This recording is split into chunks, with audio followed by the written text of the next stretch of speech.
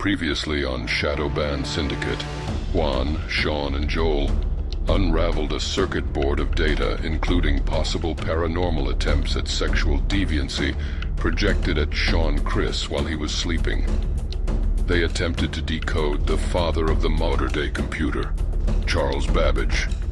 His attempt or achievement in contacting the devil, Enochian language being the hardware to communicate with entities, Nikola Tesla and Aleister Crowley working together in the Wardenclyffe Tower, and the High Priestess of the first computer, Ada Lovelace. The road was spellbinding, leaving the crew with more questions than answers, such as, who are these entities who want to merge with technology? Did fallen angels give evil Enoch the Enochian language used to progress the computer age? Will Sean always be looking over his back for ghost activity aimed at his butt cheeks? They may never know, but what we can look forward to is what is next for the crew. Find out this and more on this episode of Shadowban Syndicate.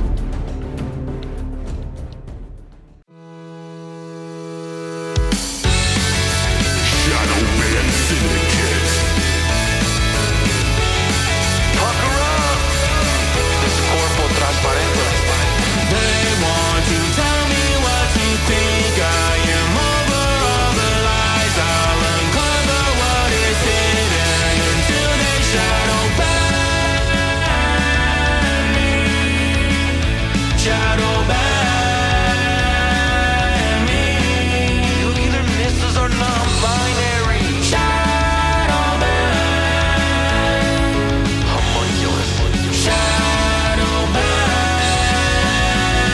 me. Shadowban Syndicate. Welcome back to another episode of Shadowban Syndicate. This is number 6, I think. We're gonna be doing something a little bit different today. Welcome. I'm Juan from the Juan on Juan Podcast. You can follow me at the Juan on Juan Podcast on all social media platforms, tjojp.com. And yeah, let's go around the room here and plug our stuff. We're doing something different today. We have a guest today.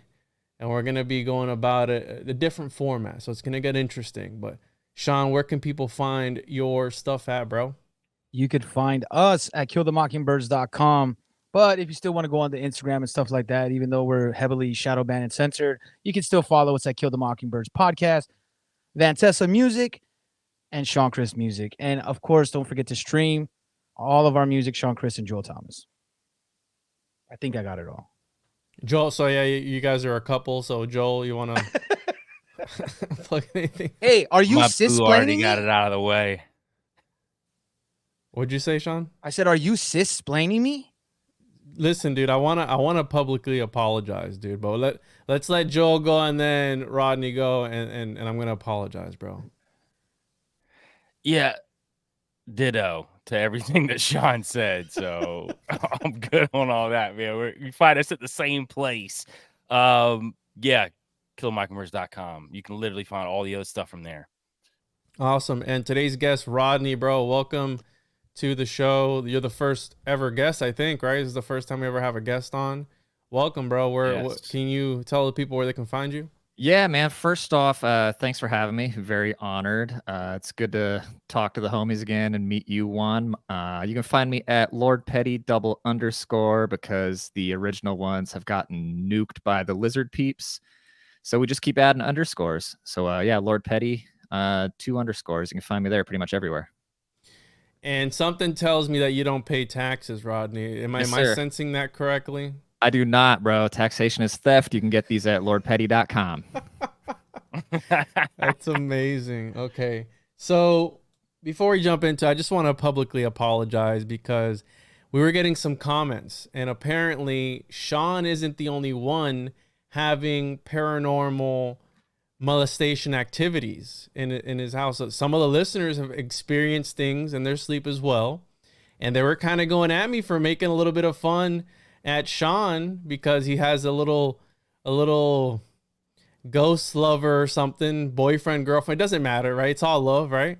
It's Sound of Freedom Paranormal Edition. That's what's going on. And people need to realize that there is these ghost molesters out there that are not only taking children, but are taking grown ass adults. I mean, we gotta I'm just trying to stop put it out there. the interdimensional crackheads. We have to keep the esoteric knowledge away from the interdimensional crackers. We have to protect our 7-Elevens, our Wawas, our Sitkos, our Kangaroos, whatever gas station you have. We have to protect them from these interdimensional crackheads. And again, Sean, I just want to say I'm sorry, bro, that I didn't take you seriously when you told me about your issues at home with your interdimensional lover. So I just want to put that out there. And for everyone listening who's also having issues, I apologize. So Hashtag me too. Hashtag me too. So where do you guys want to begin with this? We're going to be doing something. It's going to be, what would you guys call it over text? Like a conspiracy roulette. But I was just thinking we could just see where Rodney's at, right?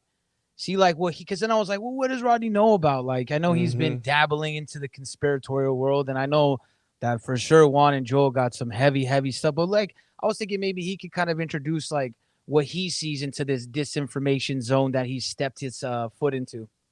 Nice. So before we go there, I wanted to address the realm, right? I told Joel that I wanted to give a little bit just to set the mood, because I feel like in this conspiratorial community, if you want to call it that, there are 3 camps.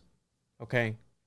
Mind you, whatever you believe, there's the opposite of 100%. Always. You believe in Nephilim, somebody else believes in homunculus. That's just the way it is. Okay. There's the opposition of it.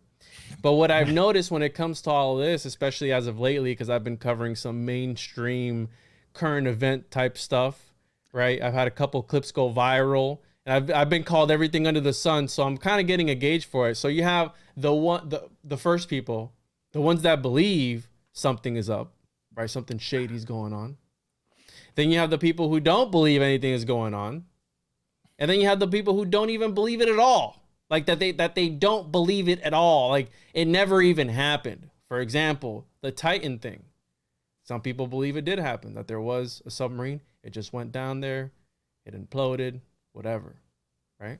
Then you have the people. Fuck that, dude. That was deep fakes. Well, there you go. How you was have a the people. distraction from Hunter Biden losing his crack? You have the people who, bro, never even happened. Oh, there's no videos, therefore never happened. Oh, it just imploded and disappeared. Yeah, perfect. Exactly. So my W2 was in that sub too. Yeah, my entire safe full of weapons was in there too. It got lost at the bottom of the ocean.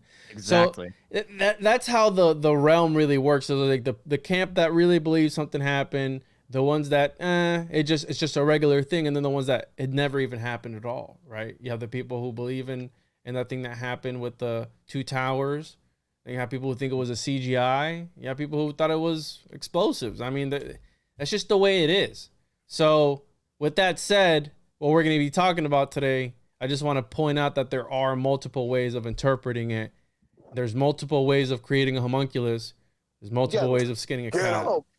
So I just want to put that out there. But yeah, I just also, Juan, depending on how you want to look at it, those camps will be divided off into separate camps as well. So especially when you're talking about the truther world, you're going to see people battling within that too. So it's not only that. Rarely do you see people, and I will honestly say this about the 4 people in this particular room, because I've talked to all you guys. You guys are very open-minded, and you're very much like, hey, this is what I believe, but at the same time, if that's what you believe, cool. Tell me how and why, and I'm open to seeing past that. A lot of people are just very cut and dry about like, hey, this is it. This is exactly right, and they don't really have an open mind to anything else. They have the need to be right. This is the problem I've said since I've like joined this spectrum or community or whatever the hell people want to call it. Like it wasn't truthers when we used to be, but now like people like, you have to believe them. They have to be right. Like, it's okay, man. You're going to be wrong. They're like, I'm wrong all the time, man. I've been wrong all day today. And my boss made sure that I stayed late so that I could learn my lesson, I guess. I don't know, man. But stop. Who cares? That's the whole problem. It's the pride, the ego. We got to be right. We're discussing matters, and people are doing real research. Like, I do some research, but Juan and Joel go deep, bro. Like, I'm telling you, like, if you heard everything that when they're talking on the side, that's my problem. Is just like, man, people are researching this. And now, if you have some better research, okay, present it. You know what I'm saying? We're not saying or denying it. That's where I just like, dude, it's a discussion.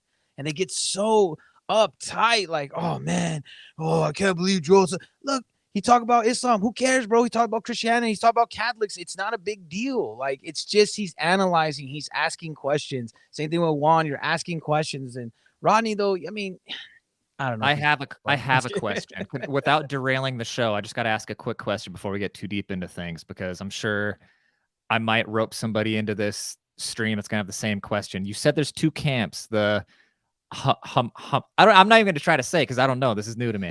You said two camps. What are the two camps and what is each one? The homunculus versus the Nephilim. Okay, let me jot that down. So, all right. And then I just meant to say I saw This is Rodney's already face right- when you said that too, and I'm like, this is perfect. This is why I wanted him on the show. so. Okay. I mean, I kind of wanted Joel to start first because mine and Joel's stuff piggybacks off each other, and I need to clarify some stuff with Joel once he starts. That as far as the timelines, because he's real good with that. But I mean, yeah, there's two different camps, and I've always said it, right? The people who believe, the people who don't believe the mainstream narrative, right? The thing that happened, and the people who think that it never even happened, it never even occurred. I'm like, okay, whatever. Like, it is what it is. I'm just pointing that out because some people get too lost in the sauce. And the problem, Sean, it's not about wanting to be right. I think that the problem is, and it's not even a problem. It's that the imprinting that has been done on people's DNA, like this stuff goes deep. When you get into religion, it goes deep into people's DNA. It's encoded in their genetics. Okay, these beliefs. So when you present something that goes, and again, Christianity isn't that divided. There's only like 44,000 denominations. They're not that divided. Okay, they got their stuff together. But when you start homunculus? we'll get to that. You're challenging, but you're challenging their roots. They're dug into these roots. That's what I was more saying, not just about being right, but you're going a little further. It's the roots. They're so rooted into these beliefs. Yeah, their tight. cheeks are so like, it's so tight that it's compressed into itself. Exactly. You know what I mean? Like a self-implosion, a cheek implosion, if you will. Yes. So relax the anus. Okay, if you're listening to this, relax the anus. It's all gonna be okay, and Rodney's gonna find out what a homunculus is on this episode, which is great because he's never heard about it. So if there's not a rapper named Homunculus by now, somebody needs to jump on that. Well, listen, wait. Word on the street is there's a rapper that's called Lil Homunk. I don't know. I've heard about that. That's just word on the street. That's all I'm saying. Okay. Ear to the street. I love it. Joel, you want to start us off with the Nephilim origins, bro? Nephilim. Okay. Nephilim, yeah. Yeah, we'll start with the Nephilim, the Nephilim, however you want to pronounce it.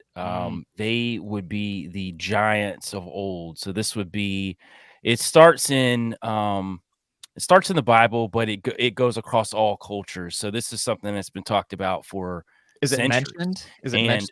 Sorry, I don't mean to interrupt you, but I got a million questions. So it's mentioned in the Bible by name? Absolutely. Okay. Yeah. So you won't hear this from most mainstream Christianity because they dumb the Bible down a lot because they're not going to talk about the weird and the strange stuff that goes on in the Bible because there's a lot, especially when you look at any religious culture too. And I'm going to talk about how these Nephilim tie into Greek culture and everything. I mean, it's a list of them. They all talk about these giants that lived. So we're going to talk about in Genesis 6, and this is what most people, when they talk about the Nephilim, talk about because they use the word Nephilim in the Bible here. So Genesis 6, when man began to multiply on the face of the land and daughters were born to them, the sons of God saw that the daughters of man. Now, the sons of God, when it's translated into Hebrew, it doesn't mean humans. The sons of God are actually the sons of God or angelic beings. So these would be considered the fallen angels, the ones that left God. They are what some people would call demons, which I don't believe are demons, but these are the fallen angels. So these sons of God or fallen angels saw that the daughters of man were attractive, and they took them as their wives, and they chose them. Then the Lord said, my spirit shall not abide in man forever, for he is flesh. His days shall be 120 years. The Nephilim were on earth in those days, and also afterward, when the sons of God came into the daughters of man, which they literally came into the daughters of man and bore children to them. These were the mighty men who were of old, the men of renown. So there's another verse in the Bible that uses the word Nephilim. These are the only 2 times it's talked about where they use that word. Now, these giants are talked about all through the Bible, but they're not talked about in this way. So in Numbers 13:32 through 33, where 10 of the 12 spies report that they have seen fearsome giants in Canaan, and there we saw the Nephilim, the sons of Anak, who come of the Nephilim, and we were in our own sight as grasshoppers, and so we were in their sight. So this is in the Bible where they do talk about these giants being born. So these fallen angels copulated with these daughters of men, and this trickles down from this bloodline of Cain. So when Adam and Eve had Cain and Abel, Cain killed Abel. He was shunned. Cain goes out and starts his own lineage, and part of that lineage, these fallen angels come and they copulate with these fallen angels, and they end up corrupting mankind up until the flood when Noah gets on the ark. And basically that was kind of the way of washing this earth from all of this craziness going on with all these giants. So that is, in a nutshell, what these Nephilim are. Wow. And Rodney, where are you at, bro? As far as like religious, spiritually, what do you practice? If you practice anything at all, and what do you believe in? Are we just going full in? Are we worried about offending anybody? No. Okay. No, absolutely not. Everybody's cool here. Everyone's anus is relaxed while they're listening to this. I definitely believe in God, but I think there's a fundamental flaw with taking man-made scripture at face value. I would agree with that. Yeah, I agree with that. Mm-hmm. And that's pretty much the extent of it. I mean, do I think that the earth just fell out of some vortex's asshole? I don't think so. Like, there's intelligent design, you know? When we look under a microscope, there's, you know what I mean? There's just, you just can't tell me that there's not intelligent design. Mm-hmm. But also, you can't tell me that, you know, talking snake started getting pissed off because some people were doing some with an apple. Like, I don't buy that. It was never stated that it was an apple, but okay. I mean, good observation, because I just did a presentation on that where it's like we've always associated the apple with knowledge, right? We've always been told to give a teacher an apple, right, at the first day of school. So it is creepy though how, and I think it's just like generations of like, you know, the symbolism that does come indirectly from the Bible that we aren't even aware of, like the apple. Like, I've never thought about that until you just said that. But yeah, apples have always signified something good, a giving, a good gesture. And then snakes just give this primal fear to us, and you have no explanation why you're scared of the snake. It just, you know, it's kind of weird. Religion is government too. You know what I mean? They ruled the world for a long time. Like, they're Jesuits, the Catholics, you know what I mean? All types of different governments, and they were just another structure. I think the religion, and for me, I'm with you, man. I think that man-made things I just have to be skeptical of. I'm like, man, people can manipulate that. They can be saying like, hey, man, you should go this way. And I'm like, oh, yeah. And then, like, that totally gets me stuck into this slave matrix, whatever they want to call it, right? That's how I feel about it. Well, it's a pretty good gig if you think about it, saying, hey, I was anointed by God. God speaks through me. You people listen to me, give me your resources, and I give you the word of God. Like, that's a pretty good hustle. Sure, but I will say this though, talking to other people like through like out the last few years. Now, I still have my belief, and I still don't fully believe anything that goes from any book, but I do think there is, like everything, truth inside. Like, if you read between the lines, right? Like when Joel's talking about the Nephilim and the giants, like, it's easy to be like, it's a biblical scripture, you know, maybe they were trying to scare them. But when you go through, that's when you start going through history, and you're like, wow, this native tribe that never even heard of this religion is talking about giants. Wow, this other civilization that lived centuries before this, they're talking. That's when I start getting like, okay, now I'm entertaining the thought, because you got me seeing different cultures from completely different, no faith. And now for them to all have that same idea, that's when I start like, okay, maybe we're onto something. Yeah, that is kind of creepy to think about. And Rodney, one more question for you, because it's an important one. You said the world, right? Earth. And from your point of view, flat or round? Where are you at with that? I don't buy into the flat earth thing because I don't see the benefit of it. Whenever I hear, I don't even want to use the word conspiracy, but whenever I hear an objection to what we think of the norm, whether it's the educational system or just common sense of, you know, there's usually a reason. And nobody's ever given me a good enough reason why anybody would lie about the earth being round. Like, who benefits from lying about the earth being round? And it's not so much like the scientific part of it. Like, yeah, it could be flat. I mean, why wouldn't it? It's just nobody would benefit from lying about it. Like, oh, to sell NASA CGI, maybe, but they're so fucking rich. Like, that's, yeah, I don't know. I think the Earth is round just because I have no reason to believe it would be lied that it's flat. Okay. No, just saying because, again, that's one of the, you can usually get a gauge as to how radical somebody will get based on just that question alone. I mean, from my experience. Now, as of recently, I did convert. Now, I'm not full flat Earth. I'll just come out and say I'm not full flat Earth, but there is definitely something afoot. There is definitely some shenanigans afoot. And what really did it for me, I'll tell you what did it for me, was the bubbles in space. The NASA space station footage, and then I don't know where you see the bubbles pop up. That's the one. I think that space is the bottom of our oceans. I think that there's, you know, like how they show But us could in the that just be movies. faked and then like there's still really space? You know what I mean? Like NASA could be a liar. Space and- is a real place. No, I'm saying, but like, you know, you said the boat, because this is my question about flat Earth that just never has been answered. You say like, hey, the Earth is like this. I can get a camera and zoom all the way in. I could just, then I'm like, why did they have light towers so tall? Like, what was the need to have a light tower so tall if you could just see across the ocean like that? But Yeah. you know what's funny about the whole thing, which is so hilarious, I've never thought of. Even if somebody thinks the Earth is flat, who gives a? This is one of those issues. Like, you know, you hear the people say, "Oh, well, who cares if people want to pretend they're?" It's like, well, because now we're kind of messing with women's locker rooms and like children. Like, it kind of affects people. If somebody wants to think the Earth is flat, if they want to get on YouTube and say that, go ahead. Who's getting hurt by it? You know what I mean? They pin it like Totally agree. actual like violent disinformation, like somebody's gonna die. You know what I mean? They strike that down quicker than child porn, which is crazy to me. Like, I don't give a fuck. And that's the problem when it comes to this community too, that these platforms will do that and they're only feeling the fire and they're giving more credibility. Like now getting pulled 100%. or getting a strike is street cred when it comes to this. And automatically Yeah. when that happens, you associate it with, oh, I was telling the truth. That's why they pulled my stuff down, because I was telling, I'm on to something. I figured it out from my mom's basement, and I'll be damned if these you know lizard people at YouTube are gonna stop me.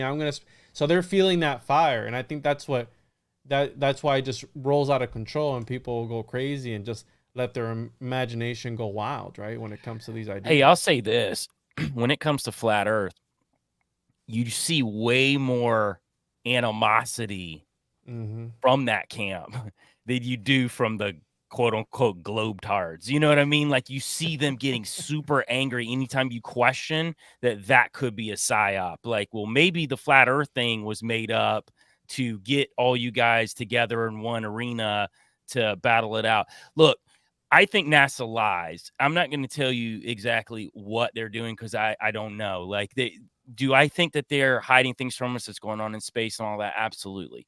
I don't think the Earth's flat. That's just my personal opinion, the stuff I've looked into. But I think there's weird going on. I've seen the bubbles, Juan. I agree with Sean, though. I think those instances are fake. I think like the space race, like when we went to the moon, we weren't on the moon the first time. That was a whole thing to battle, like I said, the battle of the space race with all the countries. We had to prove we got there first before the other countries did.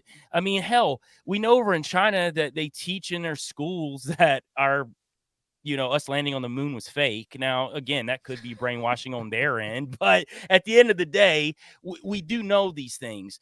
But I don't know exactly what the agenda is. I'm not going to say that. And look, here's the thing. If the Earth ended up being flat, it doesn't change how I wake up in the morning and how I'm interacting with people and how I go to bed at night. I just don't understand why people get so angry about certain topics like this when they really don't matter in the big scheme of things. Like, does it matter about how you're going to be friends with people or connect your neighbor and just the normal walking through life? I don't think it should, but flat Earth will get people 0 to 60 faster than anything in this community I've ever seen in my life. And it's almost hilarious at this point. The reason I brought it up was because in the Bible, I'm thinking of Job, where he talks about walking on the earth and within it. I mean, and I'm paraphrasing, right? and some people say that it talks about the flat earth in certain ancient scripture. And so to jump back onto the Nephilim train, for those that I'm sure are familiar with David and Goliath, I mean, the story, I mean, that, I think even if you're not Christian, that's a story that you've probably heard about before, because it's supposed to, right, symbolic of overcoming obstacles, regardless of how bad it may look on your end, right? The whole thing was David believed with the power of God, he could take down this giant, this Nephilim, right? I mean, that's essentially what he was. And I remember as a kid asking about, like, yo, why was this dude so big? And I could never get like a straight answer in Sunday school. I was like, yo, this dude's a giant, bro. And then when you get into like the actual nitty gritty of it, of like, hey, when you look at the other translations, it was like talking about advanced technology and like relics that they didn't really know what it was. It was like, was it a sword that he decapitated him with, or was it a piece of equipment that we interpreted as a sword, but it was like, maybe it was a Right. lightsaber, right? Well, actually, Juan, when you're talking about that piece of technology too, when David and the mighty men went hunting down Goliath's kinfolk in the mountains, when it says that one of his cousins or brothers pulled out a sword on him, when you translate it into Hebrew, there's no word to translate it into English. So they had to put sword there because it was some sort of piece of technology that he didn't understand. And that kind of goes back to, I think, ancient cultures had a different kind of technology than we did that we would probably think would be super advanced now. And I think that's that whole dumbing down of, well, we think we're so advanced now, but I think that people were just as smart back then. They just utilized different things throughout history. I mean, how did these cultures build these expansive civilizations and some of these things that we can't build now? You know what I mean? You look at these megaliths all across the world, and yeah, I think maybe Nephilim could be tied into that, or some sort of piece of technology, which again, when you're looking at places like the Smithsonian and some of these institutions that go to these sites and dig up these things, and we don't really know what was dug up at these sites. We only know what they show us that's been done there. So I think you got to have an open mind to say, like, hey, we really don't know a lot about history, maybe outside of maybe 100 or 150 years. We don't know a lot. We try to glean what we can from books. That's probably our best source, because we know that the internet, especially Google, is pretty censored. They're reliable. For us they're getting as anything. reliable as can be, bro. I trust Google, and I trust all of them. Mhm. I love them. But on the whole flat earth thing, man, the reason why I think people gravitate and push off like subjects like this, the main goal, and whether it's subconsciously or it's an actual plan that people are putting together, is to constantly divide the working class. Like, to me, it's keep the people divided, fighting over so many issues where we're boom, boom, hey, no, the earth's flat, no, this happened, no, even within it. And like when me and Joel have gone over with like Cass Sunstein's, paper, cognitive infiltration, he lays it all out there, like trying to divide these conspiracy groups. Like, people were really like, hey man, we want to know what happened in 9/11. And now it went from that to like the towers were CGI. And you're like, come on, bro. Like, let's talk about, like, as far as at least like Nephilim and homunculus, to me, that still has historical like track record. Like, you can go track it down. Like, some of the stuff is just speculation. And I think that's the problem. But I think those interjections are intentional to keep us always fighting and not being able to like see eye to eye and actually have a discussion. Rodney, you want to say something, bro?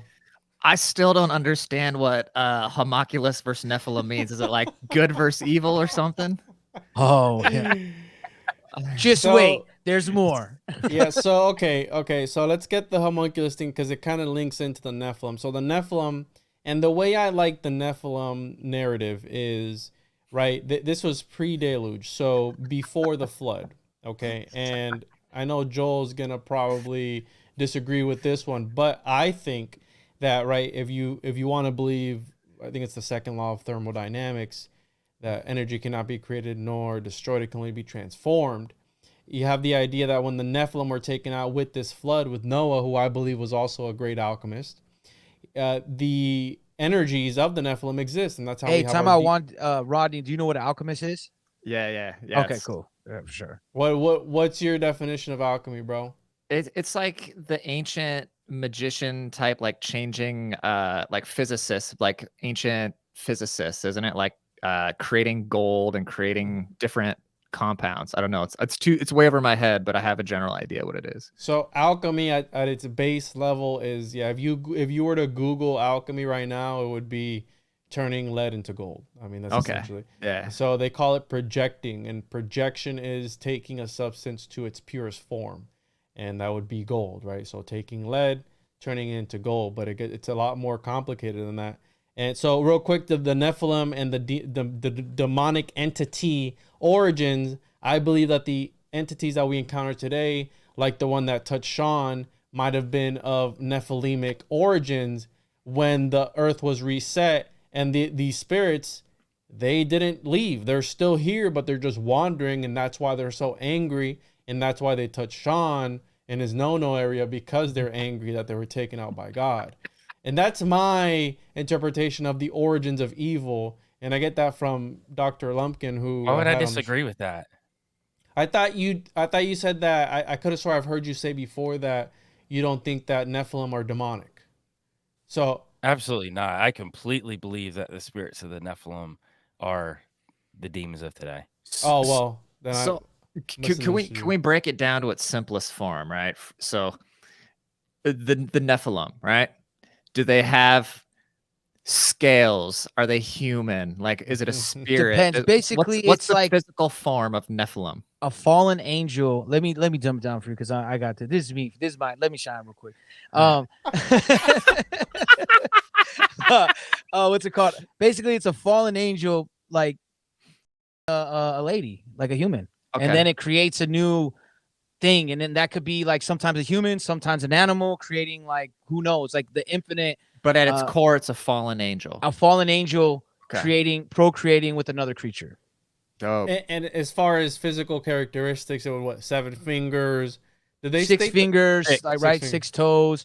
Usually Double it's rows the of debate. teeth. Yeah, double rows, but it's usually a debate between me and Joel. Like, I kind of think they're in that 15 to 20 foot range. Joel's like, hey, they could have been like 40 feet, but some of the stuff we were talking about on our new episode coming Can out. you imagine the size of his might be. dick, bro, at 40 feet, dog? Dude. Hey, I've got the answer of how that worked too. Bro. So ancient cultures actually on some of the hieroglyphs had these funnels that were attached to these women's vaginas, and you would see these giants spilling seed into the funneling systems. Damn. Yeah, we talked to Gary Bukkake's Wayne like- about this, and Gary Wayne.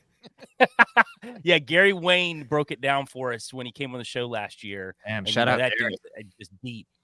Yeah, because that was one of our biggest questions that we wanted to ask about it. You just Is jumped there right on it. anything Oh, I throughout got history- this one. They got a funnel. They got the 40-foot funnel. Damn, Yeah, cheek yeah, spread yeah. and everything. Wow. Yeah, and then he said that the women Nephilim would have sex with like regular human men to procreate, and he's like, but I don't know how good that would feel for them. Oh, so are there So- both? Are there male and female Nephilim then? Is that what you're saying? Yes. Okay.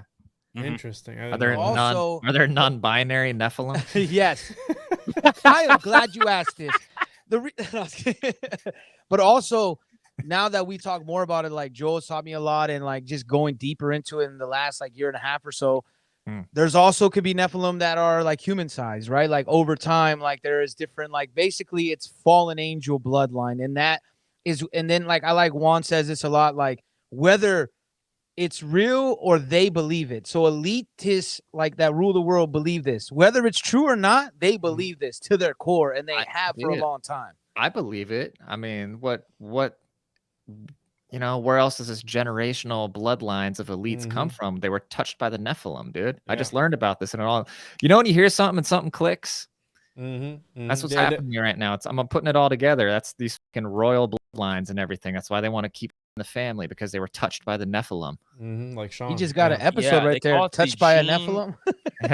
They call it the gene of Isis. So you've got different Nephilim bloodlines, the fairy bloodlines. You got a lot of different ones that break down from that. But the gene of Isis is what they think that they have. Whether they do or not, is up for debate. But that's what they think that they have, and they protect these bloodlines. That's where you see a lot of inbreeding and stuff with some of these families, like the Rothschilds and all them, because they feel like they are of the blood of the gods. They said literally fallen angels had sex with our bloodline. We are of the gods, like we are above everyone else. And that's why when people think about money, power, and fame, that's not why they think they're better than us. They literally think that their bloodline is better than everyone else's.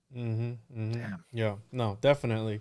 And so if you were to follow the chronology of the origins of alchemy, allegedly the origins of alchemy start with the Nephilim. The Nephilim taught, right, the daughters of men the arts of what? Makeup, of how to interpret the stars. What else, Joel? Give me the other ones. Of the roots. Astrology, sword making. They taught them how to make metals. It was all about taking something that, and I agree with you that Noah was an alchemist, and I think Adam was too. I think there's two different camps of alchemy. I think you had people that were using it to help the earth, and then you had this other bloodline that came along that was trying to corrupt it.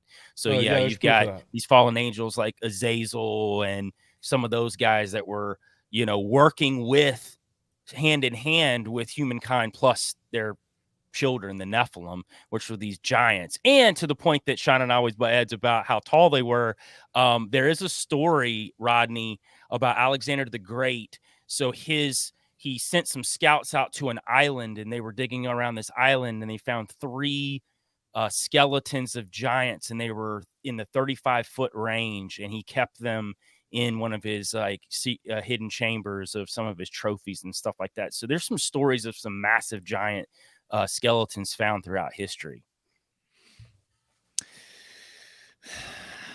Yeah, I mean, so alchemy was introduced by the fallen angels, right, to the daughters of men, and that's allegedly where the knowledge was spread on to. I think it was Ham, right, the one of the sons of Noah. Again, correct me if I'm wrong. This is where it gets blurry for me, Joel. And then, right, Noah would have known of the arts, right? So there's a correlation there. And also, I've seen the ark in some alchemical plates before. So references to Noah in alchemy as well. Now, alchemy at its face value is turning lead into gold.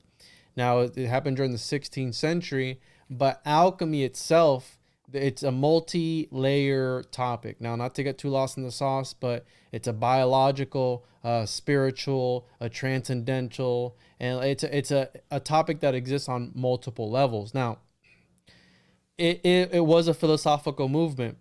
Some people would say that the lead into gold was the spirit of man, the consciousness of man. That's what they said the Freemasons are trying to do. Some people took it to the literal sense of turning lead, these balls of lead, into gold. So you have that. But within alchemy, the essential idea behind it was manipulate matter in this reality to have a metaphysical effect on reality and time itself. When you achieve the magnum opus, which is the great work in alchemy, and there are various magnum opus or opus, I don't know how you would say the multiple of that, where it's this work that you achieve. And Paracelsus, he said that you can only achieve the magnum opus if the alchemist himself was purified within himself. So it was almost like this self-initiation process. Now it's like gnosis, like the Gnostics. They're like, well, you can achieve divinity through gnosis. Well, what's gnosis? It's whatever divine knowledge it is to you, right? It's whatever, that one thing that'll click for you, and that's your gnosis to you. So in alchemy, when you achieve your magnum opus, you are able to step outside of space and time, and you become this immortal being, this ascended master. Now, that's one of the magnum opus. There's the divine androgen, where you become a divine androgen, where like Funkadelic Fulcanelli, where he was both man and female, right? You have the philosopher's stone, which is able to heal, able to turn things from lead into gold. You have the elixir of life, where you're able to live forever. And then there is one more, which I believe is, right, there's always a common theme when it comes to all this biblical religious talk, right? It's man wanting to emulate God and sometimes even become that God. So these Nephilim, these fallen angels, the story of Lucifer is like, oh, what happened with Lucifer? He wanted to be God, right? He wanted to become him. So the last magnum opus within alchemy is the creation of a homunculus. Now, a homunculus is Latin for little man, and it's the artificial generation of life. Now, stay with me, Rodney, because it's going to get weird. The purpose of having a homunculus, which means little man, a homunculus is a magical little man. And the purpose for having a homunculus was to extract magical abilities from it by doing stuff with it. Now use your imagination, okay? My imagination is too wild to be saying doing stuff. All right. So there's various things you can do, okay? There's various things. You can you can have it as a buddy. You can let it do stuff for you. You can mow your lawn. It'll divinate for you. It'll tell the future. It'll just hang out with you. And then if you let it grow into old age, it becomes a mythological giant or dwarf. It grows into these mythological beings. Now, depending on which grimoire you read, you can vivisect it or dissect it and use various parts of its body for various magical abilities. Can other people see your homunculus, or is it your homunculus? Other people can see your homunculus, absolutely. Okay, because I was wondering, because you know how a lot of children can see shit that adults can't, and Yes. children talk about having imaginary friends. It's like, okay, well now this makes sense because it's just the homunculus looking over the children. So that would be a sort of egregore, but that steps into the realm Oh of shit, dude. homunculus. How'd I forget So- about the fucking egredore, dude? I love it. God, Hey, I'm an idiot. is that a homunculus in your pocket, or you just have it steaming? a thought form, okay, a tulpa, a thought form. It's a sort of mental projection, which, again, Rodney, the homunculus has evolved throughout history, and being the head of homuncology here in Florida, right, the last living homuncologist, I know of these things because I study this on a daily basis. But one of the aspects of the homunculus was that there was a metaphysical one during the Taoist, which is an ancient Chinese religion that later on spread to Japan. But they believed that history has a funny way of repeating itself. But back then, and I'm talking about, right, this stems back to 2600 BCE, if you want to believe mainstream history. But back then they believed, Rodney, that men, these alchemists, could impregnate themselves. Now that sounds really familiar, but they believed that they could impregnate themselves with an immortal embryo, right? And then that embryo would become alive and they could project it out of their body and it would run in the wild for them. And they would escape samsara, they would escape reincarnation, they would escape whatever cycle they were in because part of their physical body was living in the wild for them. Okay? So Right now there's 4 guys recording a podcast and they're talking about somebody chasing a football, and we're doing this right now. And I just want to say this is way better. This is way more productive. This is my impression of Rodney after Juan going off. No, dude, I love it. I love it, dude, because I'm not depressed or anything, dude, but I'm just kind of bored in my life. So I'm always looking at like, okay, what haven't I done? What is something new? Where can my mind go? Because I feel all right, what are we looking at right here? Are we looking at homunculus cartoons? this is from the homunculus owner's manual. Oh, goddamn, Right. dude. Dope. And this is, you can put your homunculus to do chores for you. So I've had mine mow my lawn before, and then you can do other stuff with it. You can fly later on and you can do some freaky stuff, but make sure to check that out. It's tjojp.com or paranoidamerican.com. But yeah, there's a So to homunculus piggyback owner's off Juan a little bit into merging the Nephilim and homunculus idea, which he and I flirted with doing. We don't always go like battling each other and which is better. But We're about to DP Rodney Nephilim right could- now. the Nephilim could have been a form of homunculus because we don't know how these women were impregnated. So if they were impregnated out of the system of their actual uterus in some sort of non-physical realm, then the Nephilim themselves could be a homunculus. Because, hold on, It Rodney. makes sense. It makes sense, dude. Rodney, hold on, bro. part of making, because this is a topic that goes so deep you don't even begin to comprehend. And I want to just put the tip in right now because I know you're a bit overwhelmed when it comes to this topic, and it's a lot to take in. Trust me, I know. I'm hanging in there, dude. We're doing all right. Part of the formula to create a homunculus was the absence of a woman. Okay, so it was straight up the semen in a bottle in an artificial matrix, right? A matrix is a womb or whatever. So they were like, hey, if I can impregnate a woman, this is the alchemist of old talking. If I can impregnate a woman and make life, right, a little baby, what happens if I take my seed and I just put it in a cow, or in a monkey, or in a lamb, or in whatever, XYZ? Use your imagination, Rodney. So it gets very dark. So they believe that they could then birth chimeras like that.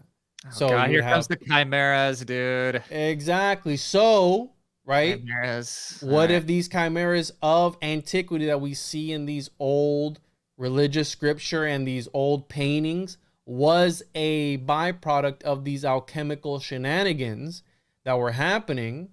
Because as Joel was saying, now, this is not me making this up. This is an actual argument from the 15th century, okay? People were arguing, Rodney, if Jesus Christ was a homunculus. Because, now, alchemically speaking, if there is no penetration and a baby is put inside of a woman, right, and they believe that through the menstrual blood of a woman, a human body was created. That's what they believed back then. Therefore, Jesus, when he was created in the womb of Mary, for example, he would have had to have been a condensed version at first. Therefore, being a homunculus according to Paracelsian principles. And Paracelsus was the alchemist that gave birth to the homunculus. Now, again, I think Mary was just getting it on the low, dude. Maybe, but I'm just putting that out there because Joel brings up a good point that these things could have been. How do they say this? They say it divine intervention, these Nephilim, right? And not divine as far as angelic, but demonic in nature, right? So look at Merlin, right? In the Arthurian legend. Merlin, the wizard, the reason he has powers is because he's half human, half demon. His mom, similar to Sean, was touched by an entity, and she was impregnated by a male demon. So that's why he has powers in the Arthurian legend, okay? Sean, it's all right, bro. Show me on the homunculus where he touched you. No, I'm just saying, I just see Rodney over there, his mind's blown. I get it, man. He's like, man, wait a second. He's like, whew, okay, I get it, man. When I heard the same thing, I feel what you're going through. When I was here, I'm like, what? I mean, I'm kind of. But you're comprehending, but it just sometimes seems like, yeah, it's a lot to me. I'm being respectful of the show, and I'm not going to derail it. But I do have a million questions and a million opinions, so I'm just sitting here. That's what this show's for. Getting your That's info. what we brought you on here to blow your mind and for you to ask questions. So feel free. So the chimeras, all right. Can we talk about them? Yeah. Put me up on game here because I need to know how deep this goes. It goes deep, bro. It goes deep. So you could go the route that Juan's going with the alchemical homunculus thing, the alchemical route, or you could go the route that I like to go with, that fallen angels copulated with animal kind and created these chimeras. Also, these fallen angels were scientists themselves, so they helped splice DNA of different animal kind and human kind and created some of these chimeras throughout time as well. Joel, how were you in school? How did you perform in high school and college, and if you went? Were you just like, did you just soak everything up, or is this just a niche where your brain just clicks? Like, do you build rockets? I did really well in school. No, I didn't build rockets, but I did really well in school. Okay. Did you go to college? Yeah, I did. What'd you study? Internet specials, web design. Okay, yeah, dude. Your brain's on something else, dude. That's a compliment. I'm not. No, I get it's like this lizard, this walking encyclopedia of everything that's fucked up with the world. I need you. I'm That's using good. that as a soundbite. That's great. That's dope. So, Rodney, what have I told you right now? In your head, according to neuroscience and neurology, there's a homunculus right now in your head. Let me think about that. So, because we never talked about the physical presence of the homunculus, we just talked about the spirit amongst us battling the Nephilim, because it's kind of a equal opposite reaction, correct?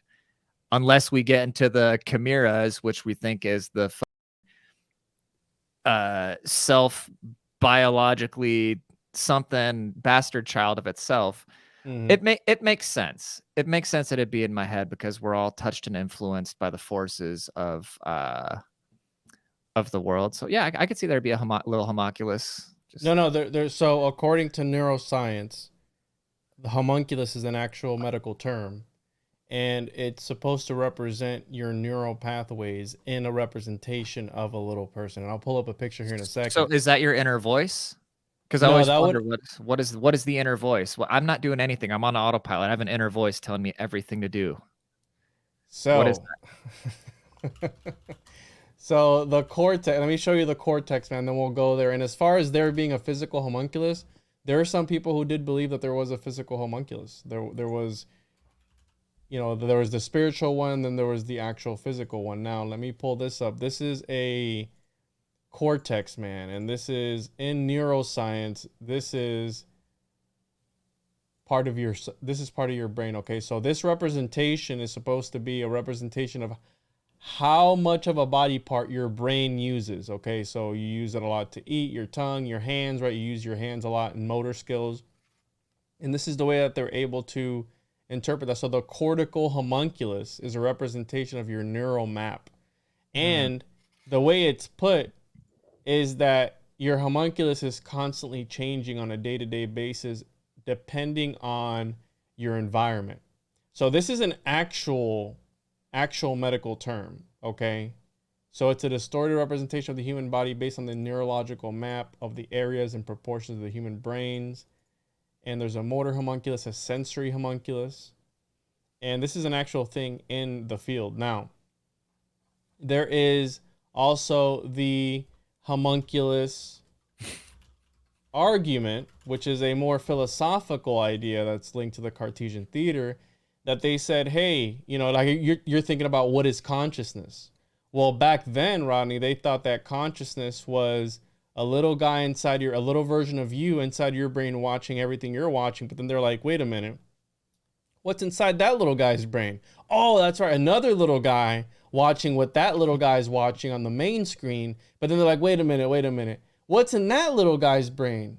Ad infinitum, all the way down. So the homunculus argument is again an informal fallacy, so it's impossible because it goes on forever and ever.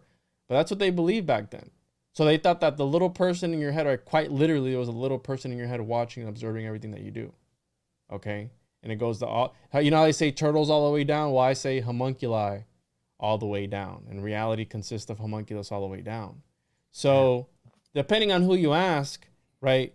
The older you go in history, the more metaphysical the homunculus was. And then when you get to the 16th century, all around there were actually recipes, Rodney, on how to birth these physical beings into existence. Now, that included chimeras. So animals, you have the cow with the face of a man, or a monkey, right, with the face of a dog, or vice versa. So they were birthing these things into existence. And some alchemists were extracting magical powers from these beasts because, again, they had different types of beliefs. Now, it gets very, very, very complicated as to why they believe that. But essentially, the homunculus gave its creator godlike powers. I don't know if you've ever heard of the golem, or have you heard of the golem before? No. You've heard of Frankenstein, right? Yeah. So Frankenstein comes from the golem. Is this considered right-wing extremism? Is that what this is? Or because if you think about it, isn't this the most because they would label what we're talking about as right-wing extremism, right? But isn't this like as liberal as you can possibly be, completely opening up your mind to like and be accepting of any idea? Yeah. I believe in the government leaving me the alone. That's what I believe in. Yeah. You know, that's what I like. Good luck with that. Yeah, good luck with that. But I'm saying Yeah, that that's those what are I'm my trying to do, too. beliefs. So No, I agree with Rodney. What have they done to us? What did they do to us? what the is this? What do they do to us? He's like, what is this world?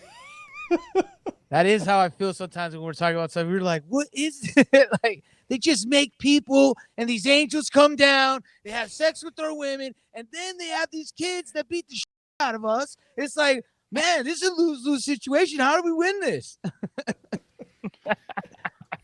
And you're worried about voting for Donald Trump, man. Yeah, so I believe, Rodney, I mean, this is as recent. Look at the new Willy Wonka movie trailer. In the new Willy Wonka movie trailer, there is a homunculus. And not only that, but if we even go further back, so check this out. This is for the new Willy Wonka movie. Check that out. That's a little homunculus. It's kind of bad, low, but there's a little homunculus and there's a guy in a little vessel. And that's how the homunculus are interpreted. Now, this may seem like science fiction, but as of lately, as of probably a few weeks ago, they came out with artificial embryos were created for the first time without the use of male or female. So this was June. What day was it? Shoot. Anyway, this was June 14th, I think it was. Synthetic human embryos created in groundbreaking advance. So this is a real thing. I got a question for y'all. Have we seen in pop culture, movies, or anything? Have we seen any other representation of homunculus? Is there Yes. any, like what's an example? So an example of homunculus would be, I would even say Edward Scissorhands. He was a synthetic humanoid created that was never finished. That's why they put scissors on his hands. He was created, artificially created. Now that gets more into the golem aspect of it, which is the typical Frankenstein's monster narrative. Your creation goes out of control and starts destroying you. But the thing about the golem, which is a magical man created through word magic, is that it's programmed to do one thing and one thing only. It's more of a robotic cybernetic AI, therefore more Terminator style. I create this thing. Oh, my creation just went out of control, which is the typical movie that we see in Hollywood. As far as homunculus, I mean, this gets into the realm of transference of consciousness, so altered carbon, where they're growing the bodies in a lab. And let's not even go too far out. The Matrix. What does Neo come out of at the beginning of the movie? And he looks around, and what does he see? A whole bunch of pods. And what are people? How are people created? Artificially. In these synthetic, the Matrix, the womb. And what does he do? He breaks out. So Neo would fall under this homunculus narrative, right? He's learning to see, learning to walk, right? He can't, right? You're a little bit like Neo right now when he first comes out. He's kind of shaken up. He's looking around, right? And he gets up and throws up. That's how you feel right now, Rodney, right? And then you're asking, what is real right now, right? Are the Nephilim real? Are the homunculus real? You know, what's going on? So you're Neo in the Matrix right now, dude. Let's not go too far. I mean, I've been molested in my sleep as well by a ghost. So if you're telling me that that's the Nephilim, now I finally have some, because they told me it's sleep paralysis, and this was before, so I was like in 7th or 8th grade, and I didn't have Google at the time, so I had no idea. So I legitimately was having the feelings of being repeatedly molested by a demon. And then I get on Google years later. I say, hey, what was this demon that was R-wording me? And they said it was called sleep paralysis. So now I know that it was actually the Nephilim. The more you know. You know what I mean? The more you know. That's how you get better at life. But I think that I'm going to go back and I would say a better analogy is Rodney's the blonde chick on the plane. He's not real. He's not real. I felt bad for her, dude.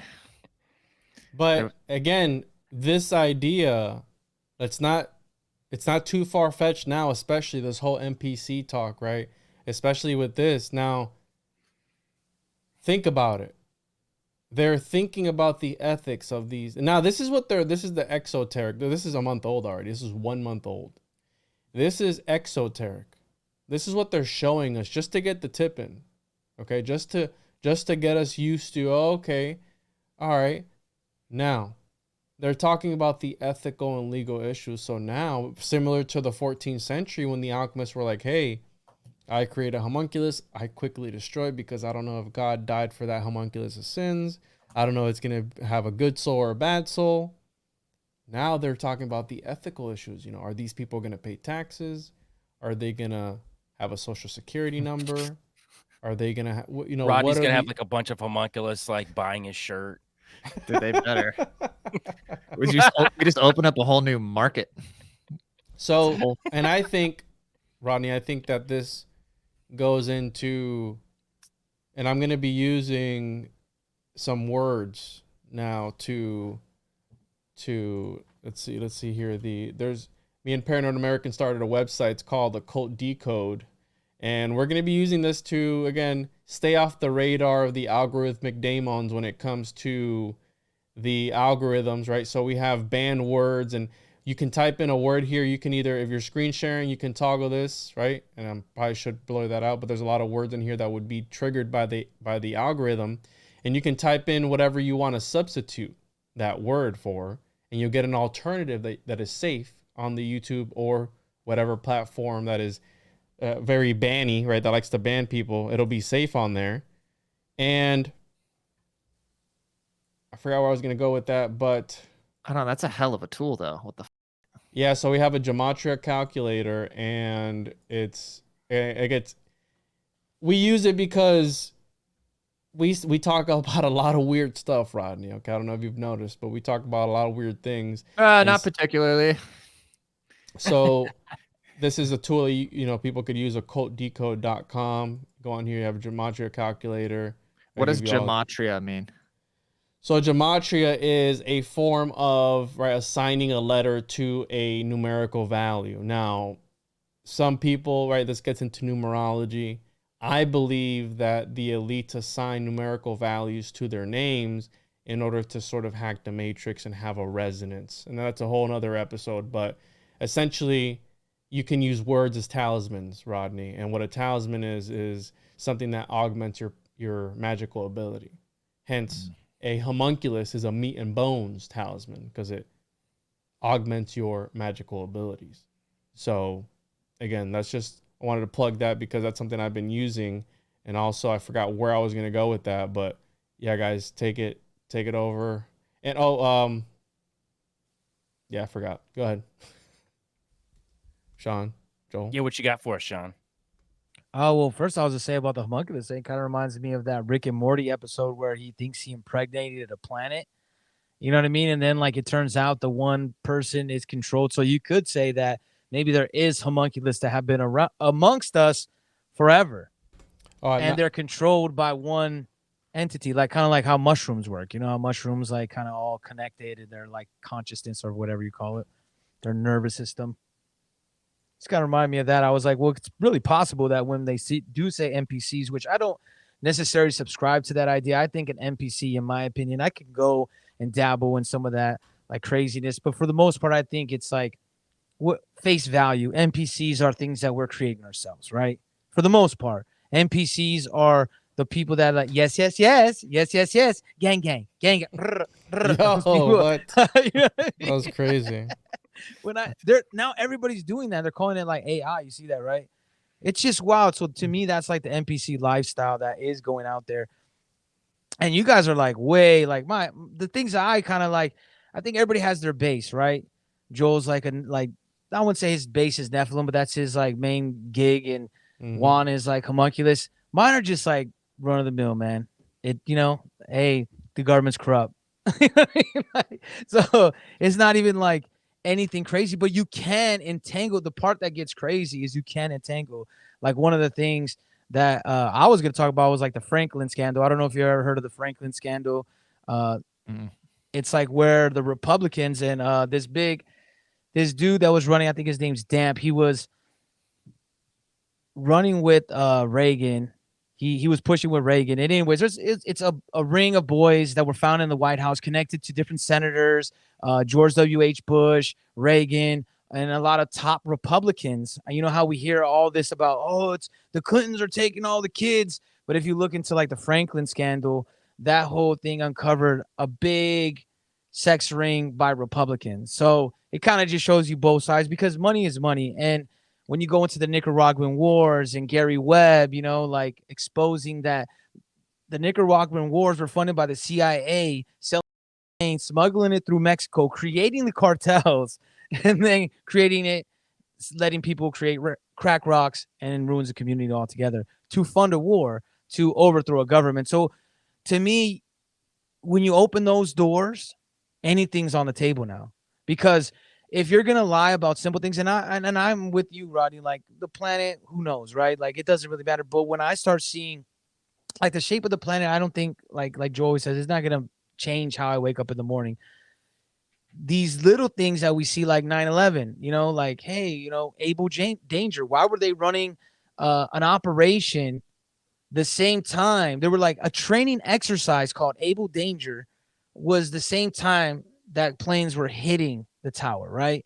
That it's the same exercise. Like, yeah, it's going to be a hijacker. We're going to be looking through planes. You can hear in when they get on the radio, they're like, is this real or is this exercise?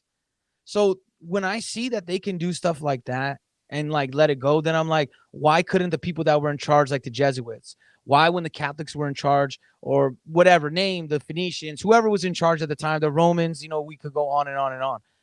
Why wouldn't they manipulate other texts? Now, that doesn't mean the text is invalid, but what I'm saying is they use that Bible, in my opinion, as a tool to like kind of not just enslave people, but get them under that mindset and push people away from the true, like, kind of metaphysical abilities that we as human beings have. Like, and what does that mean? Does that mean we can fly? Maybe not, but to be able to manifest and to grow into a human being that could just find happiness, pure happiness, right? We're always into this stress and depression's big. Look at how music's coming through.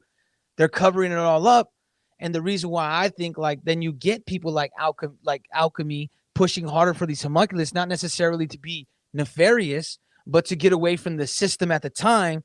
But then it can be later on used nefariously. So to me, it's all connected. Like it's interwoven. So if they will lie today, why wouldn't they lie then? Now, does that mean that the Nephilim is really a real thing? I don't know. Is the homunculus a real thing? I don't know. But what is real is George W.H. Bush and Reagan were little. That's it. You know what I mean? That's my. I'll get off my soapbox. It's interesting, you know, the word nefarious with the Nephilim. You know, I like words. So that's an interesting connection right there.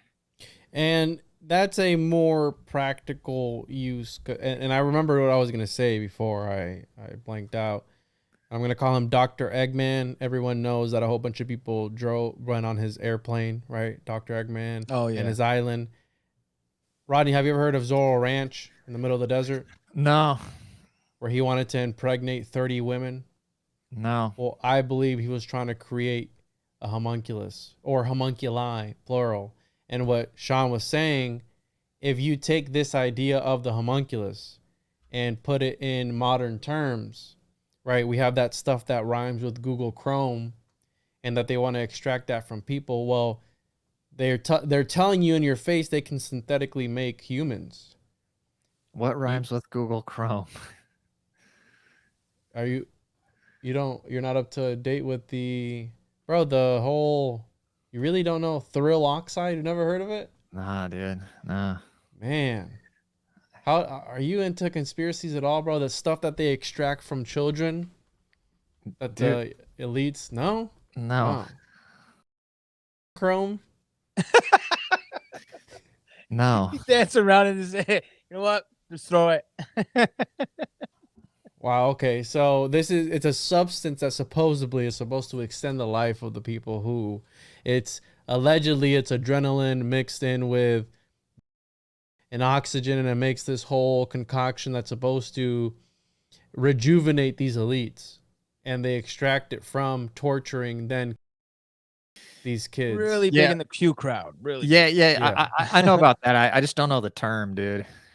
Oh well.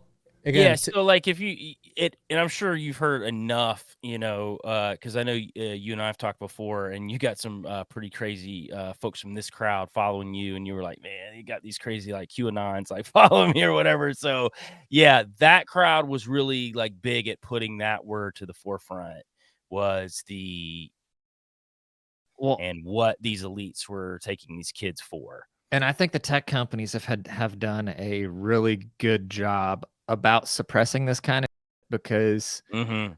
I'm such a like fucking workaholic and so in my own world that unless it falls in front of my face, I just don't know about it. So that was a question I was going Right. to ask you guys, where you guys even seek this stuff out, because I wouldn't know where to start. Like I wouldn't even know. I would have never ended up on a Nephilim homunculus without having this conversation. It just would have never crossed my planes. So it's like, where do you start? What book do you go check out? Like where do you start? I mean, as far as it goes for me, it's an accumulation of different literature, and I get this question all the time, like, oh, where should I start when it comes to all this esoterica or occultism?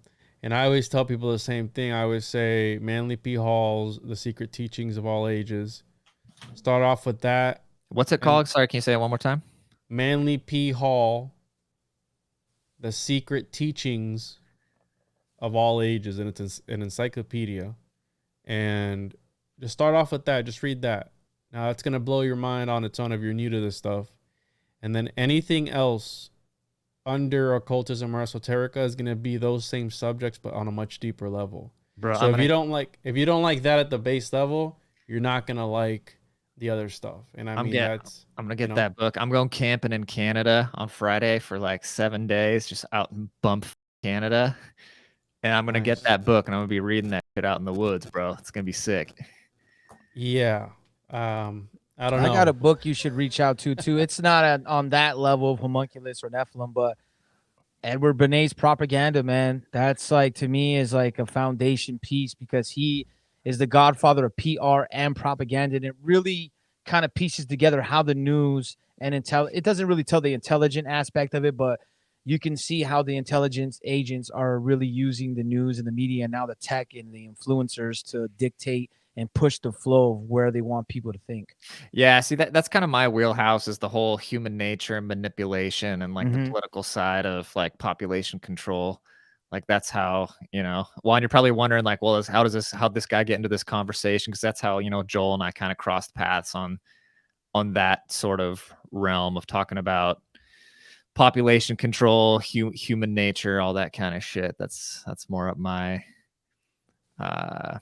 wheelhouse, I guess. And the thing is, Rodney, it all ties in together, and that's something that Sean and I preach on our show. And we've had you on the show before, and we do tons of stuff with Juan, and you can go to the utmost, deepest crevices of it, talking about homunculus and Nephilim and the occult, but you'll find the deeper you're going in the geopolitical realm, that all that stuff connects to the occult, because these guys that are in power, they believe this stuff. And what I preach is, listen, you don't have to believe at all that they think they're from these bloodlines, or that they have these magical powers. They're creating homunculus behind the scenes, but guess what? They do. And they're willing to act on what they believe to control you, to suppress you because of their belief systems. We talk about how religion is constantly manipulated throughout history, and all religions for that matter.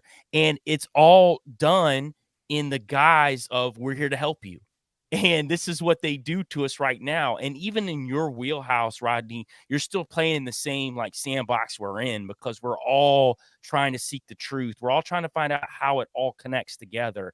And you can go super deep into alchemy and realize, hey, these guys at the top, these elites, they believe in alchemy just as much as Juan does.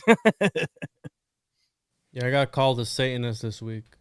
So I'm gonna Damn. stop podcasting, guys. Yeah, I gotta tone it down. No, but yeah, what exactly? That's how it all comes full circle, because I call it the politicult, because these political figures, some would say, Joel would say, that they are Nephilim puppets, right? That they are adhering to orders from up above or down below, however you want to say it, but outside forces is the whole point. And then again, it gets into this idea of being used as some sort of meat suit or flesh puppet, right? That they put on in the front, in the limelight for whoever it is watching. But yeah, it comes around full circle. I do think that these guys are occultists, the ones that are ruling, and they use symbols. I mean, it's all about symbols. Symbols are the language of the soul, and symbols will also be their downfall, in my opinion, because again, when you got to remember, Rodney, you know, at least I am uninitiated, and to the uninitiates, when you read something, you may read a text, and this is universal when it comes to occultism. The uninitiated will read the text at face value. Okay. And they're going to read it similar to the Bible. They say that there's people who say that there are alchemical symbolism and cryptography in the Bible itself, hidden messages in the Bible, the original Bible, 1611 at least. And to the initiated, the people who are in the know in these clubs, in these secret societies, whatever it is you want to call them, when they read that same text, they extract something completely different from it. How do we get initiated? That's my lifelong goal. You gotta do butt stuff, a lot of butt stuff, bro. God. There's always a catch. Yeah, And I got a question, because you said that Joel would say, and this is a serious question, that he would say that they were Nephilim puppets, but wouldn't they be fallen angel puppets? Well, Joel? No, I'm just wondering, curious. Just because I'm saying, like, because really that's what the Nephilim kind of in are. the hierarchy. In the They hierarchy, would play the puppet but of, like, gotcha. The fallen angels So- playing puppet of the Nephilim playing puppet of the politician kind of thing. Yeah, so if we're talking about Nephilim that died, right? They create these daemons, these demons that harass us now. So I'm gonna blow your mind a little bit here, Rodney, too. The Rothschilds are actually not Jewish. They come from the Khazarian mafia, and the Khazars were what really were ruling what is now Ukraine and Russia. So they have integrated into the system. And part of what the Khazarian tribes did when they took over that area of land, they needed a religion for their community to hide behind the real religion that they had. So they brought three religions in front of them. They brought Judaism, they brought Christianity, and they brought Islam in front of them. Well, they realized if they picked Christianity, they'd have to fight with the Muslims. If they picked the Muslims, they'd have to fight with the Christians. So they picked Judaism to hide behind that guise, and then they integrated in the Jewish community. So really, it's the Khazars. These Nephilim bloodlines went through the Khazars, and what they've created now with these Rothschilds, they are essentially what Juan said, these meat puppets, because they allow these entities to take over them and avatar them. And that's what they do at the top right now to control us, control the money, the world banking system, and all that. So think of like a Nephilim fleshlight. Pretty much is what the elites are, right? I mean, But pretty one thing spot that's on. for sure is if they didn't lie and they were transparent governments throughout time, if people that were in power didn't always try to hide the truth, there wouldn't be crazy speculation. And some of the speculation is based off of different books. And like I was saying earlier, when you combine a bunch of different authors that are saying the same thing from different centuries and different times, that there's no way they could have communicated with each other, you're tend to like believe it a little bit more. But in general, like any conspiracy whatsoever you want to call it, the only reason there's people talking about it is because someone's trying to hide what really happened. And maybe it was something that's not that crazy, right? It might be something real simple. Like I saw a whole documentary on JFK where they said, hey, maybe Oswald and their whole perspective was that the car jerked, and behind them, the Secret Service car jerked, and they had an M16 in his hand or M4 in his hand. When he jerked, popped up, boom, Kennedy in the back of the head. Well, you kind of put that together and you're like, well, yeah, if the Secret Service accidentally killed the president, you can't say that. So you have to hide it. And then there's the speculation of the mafia, the CIA, and I'm not saying that's what happened, but that's usually, to me, when you boil down stuff, it usually is the simplest thing. Yeah. Yeah, Occam's razor.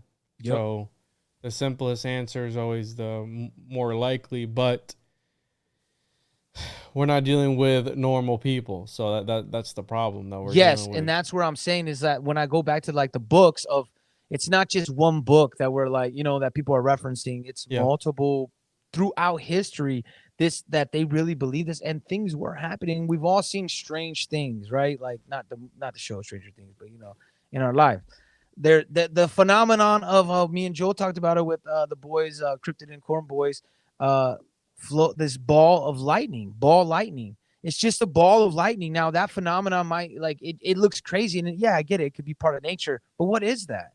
And these are things that people are going to speculate off of. And so when you hear like they're trying to do these things with homunculus, you're seeing like this push for, like, for instance, like the push for global warming. That all goes back to secret societies, the Club of Rome. They're trying to control the environment. That's where we get acid rain. You get the ozone layer. There's people behind the scenes, these think tanks, and those people at these think tanks do believe in this alchemy, because everybody has some sort of, not everybody, but for most people, have some sort of religion or something that they need to be attached to. Like for me, it's constantly trying to learn, talk to people, but some people need to have like an altar per se. You know what I mean? They need somebody helping them, guide them through it. And it's not always Christianity, Muslim, or Judaism. It's these occultic religions that believe all kinds of different gods, all kinds of different entities rule the world, and they're praising them just as we would praise God. And now when we praise God and Jesus Christ, we're like, okay, we're thinking like, man, he's going to help people, like stop the hunger, blah, blah. These people are not necessarily thinking that. They're putting that energy towards negativity. Like, how can I get richer? How can I get more power? How can I have more control? How can my bloodline last forever? Now, the debate could be between what is real and what is not, but the fact that these people are actually practicing, that's proven. You know what I mean? It's proven that people have. Whoops. We just someone tried to call me. We just know that it's not on us, man. I don't know. You know what I was saying. You know the thing.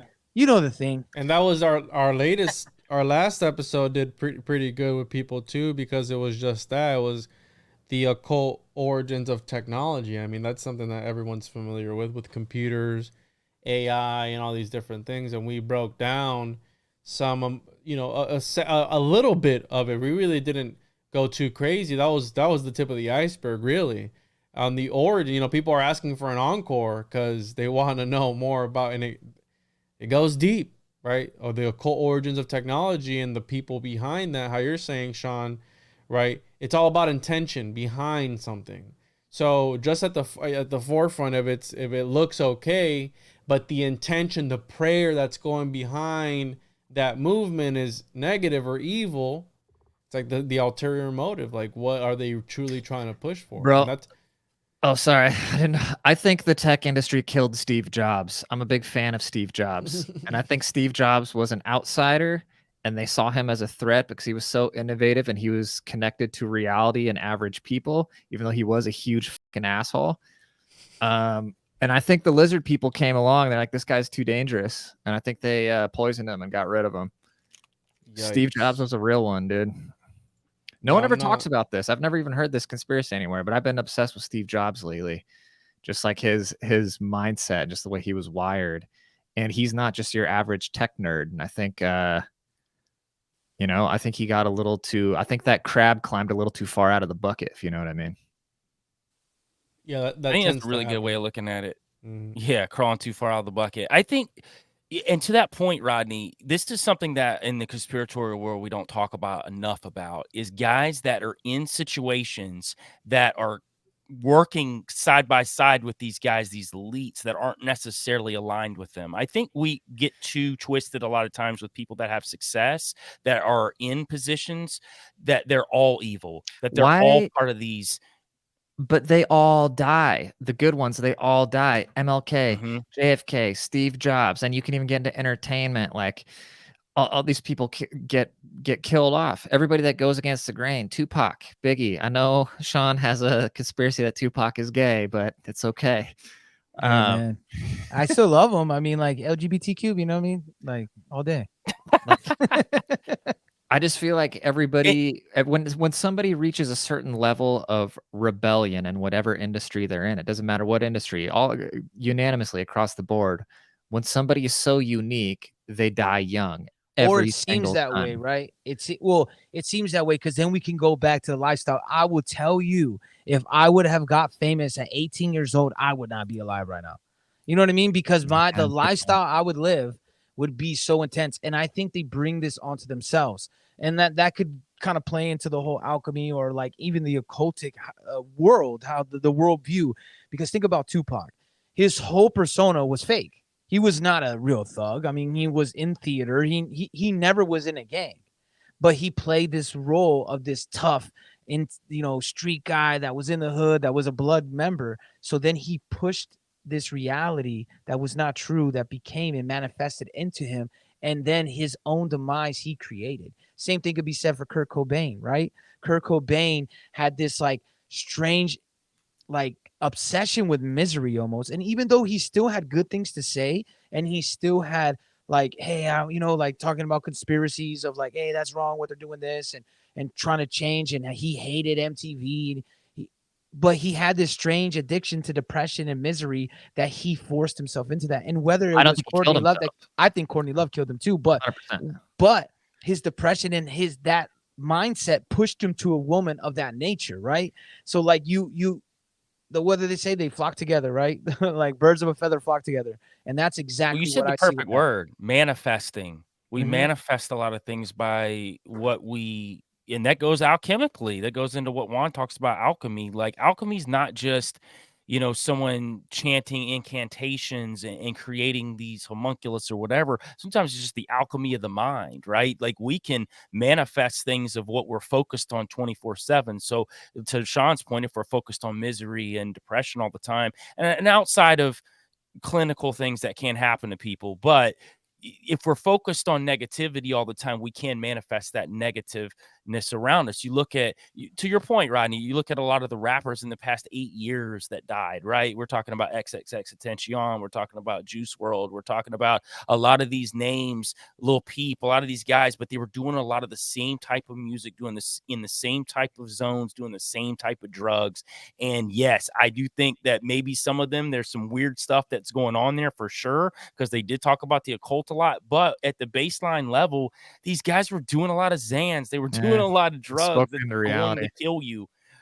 Exactly. And it's like they manifested it onto themselves. And I think that plays a part in it too. Now, you want to mix in the occult with it? Sure, we can talk about demonic entities being influencers to the influencers, right? We could talk about that too. So I think there's different angles, but just at the baseline level, yes, I think that we can manifest on ourselves so much negativity, sometimes without even knowing it. I think I found the perfect conspiracy for you though, Ronnie. Let me take Hold it two. out. Oh, go let me, for it. Go for Let it. me take two really quick and let's get into this. Sorry, I apologize. You're good. Oh, I thought he meant he was gonna take two with the I did too. Like the mic. Yeah, me too. All right. Cool. I thought that was me too. Yeah, no, I think that right. Reality is stranger than fiction, and that so there's something about these stories where they take real things in reality that happen and put it in a story. And that does something, again, alchemically, because it's how you're saying, Joel. Alchemy goes way deeper than just the surface level. It goes into, again, inner alchemy, spiritual alchemy. Like, it goes on all levels. And when you get into the idea of visualization and, alchemy at its core, manipulating matter, arranging matter to create a favorable outcome for you, well, that applies on all levels. If you mentally move things around and manipulate your mind to have a certain effect, it's going to have that effect. How you're saying, if you align yourself with negative things, you're going to have a negative effect. And vice versa. If you do the good, the opposite, you align yourself with good things, the good effect is going to happen. Right? So it isn't just about the physical matter, which that plays a role too, right? The moving around of things, geomancy, feng shui, whatever you want to call it, that also plays a role in. And a good alchemy. example on like a small scale though is just like hanging out with someone that has a different like slang. You hang out with them for 3 to 6 months, you're gonna pick up that slang. The same thing with energies. If you're hanging around people that are low energy, whether you want to say low frequency, but like just people that are doing, if they're constantly like say robbing, you're gonna eventually like be either somehow an accessory. You're in the car, like maybe you don't want to go in the store and rob it, but you're gonna be in the car. You're putting that yourself into those situations. That's bringing that energy, and those people will bring that energy to you. And I think that's what these occultic people believe, and they do. So whether it's like this special magic, maybe it's not that, but it's enough with that 100 monkey theory of you get enough people thinking that. 100 or, homunculus. Yeah. yeah. Or 100 Nephilim, depends on who you talk to. You know what I mean? Yeah, I know, absolutely. So I think that Yo, what questions do you have, Rodney? Is the homunculus versus Nephilim, is this something you guys, is this a constant theme, or is this a new thing that is just really shining on this episode? Like, is this a underlying motivator for this type of content you guys are creating, or is this kind of a newer thing that's been brought up? So me and Joel are planning a homunculus versus Nephilim episode, and no, it's not a competition or anything. It's that as researchers, you always lean towards one. You typically anchor yourself, and I'm speaking for myself, and usually a lot of people that I know, they usually anchor themselves in like one camp, and they'll usually do the research based around that one idea. So for me, it's alchemy. So does that mean you think the other side is bullshit, or No. I think we're all talking about a similar or even the same concept, just with different names. Is it like comparing Catholicism to like being a Lutheran or something like that? Is it kind of within the same thing, within the same book, but different? That's not a good analogy for me because I don't really know what Lutheranism is, so I wouldn't be able to. But I would compare it to like how you have the same symbolism throughout all ancient cultures, like the Mesoamericans and the ancient Egyptians, but they never talk to each other, but they have the same symbols. Right, the same types of entities, and I think we're talking about the same thing except different points in time. Therefore, they have different names, but they're kind of sort of related. Will you guys each send me just like good starting points on both, because I'm curious on both of them. Oh yeah, I got plenty of books for you, and I got starter books too that'll get you like in the door, and then I can give you the heavier stuff to peel your cat back. I'm gonna send you the Mind Unveiled 10-hour documentary that I helped them make on homunculus. But I don't know if you're gonna have time for that, because I just found out something that's gonna be, you're just gonna be obsessed with this. Conspiracy theory: Steve Jobs hiding in Egypt after faking his death. So I mean, photo surfaces, outdoor cafe in Cairo. So I'm just saying, he might be still alive. You might want to check into that. Bro, there's certain types of people, Steve Jobs being the pinnacle of like just ruthless killer, corporate ambition, like never. You know, he was ready to let heads roll. Like that, he's one of those people that would his throat to get his way. He got kicked out of his company. He didn't need the money. He was a billionaire. Like there's no way he would walk away from not even faking his death. Take faking death out of the picture. He wouldn't leave his company. He wouldn't let anybody let him walk away. I think Bill Gates. Ooh, that's spicy. You think Bill Gates and Warren Buffett were just like chilling on Epstein's island? Think about it.